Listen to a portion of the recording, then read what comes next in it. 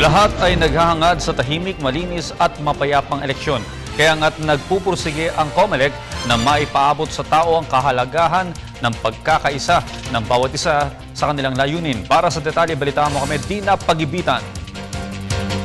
Isang boto ko sagrado para sa malinis at mapayapang eleksyon 2013. Iyan ang nilagdaan sa pamamagitan ng isang commitment covenant ng ilang party list candidates sa isang pagsasama-sama na pinangunahan ng One Vote, isang citizen armed group na naglalayo ng mapayapang halalan. Kabilang din si COMELEC Commissioner Sixto Brillantes Jr. sa Lumahok. Dito hiningi ni Brillantes sa lahat ng mamamayang Pilipino na ipagdasal ang pamunuan para sa matagumpay na pangunguna nito sa darating na eleksyon.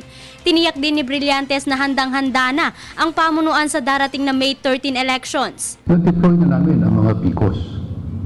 This is a total of 78,900 PICOs have already been deployed. In fact, the entire 81,000 are already deployed all over the country. Mga balota, nandyan na, gumagalaw na lahat.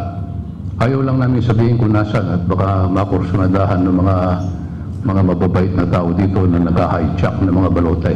Pakiusap rin ni Brillantes sa mga party list candidates at sa lahat ng kandidato, sana raw ay tumanaw sa fair and clean campaigns, gayon din ang makiisa sa matagumpay na halalan. Para naman sa mga kandidato, isa itong magandang pagkakataon upang maipahatid nila ang kanilang pakikiisa sa fair and honest na botohan. Natutuwa ako dahil ang One Vote Movement ay nagkaroon ng ganitong pagkakataon para magkaroon talaga ng pagkakaisa. We fully support every effort of the government and this movement para magkaroon tayo ng honest, orderly, and peaceful elections. Siniguro rin ni Brillantes na mabibigyan pansin sa botohan ang mga detainees na pupuntahan mismo ng mga kawani ng COMELEC upang doon na mismo makaboto sa kulungan. Gayon din bibigyan ng priority lines ang PWDs, senior citizens at indigenous peoples sa pagboto.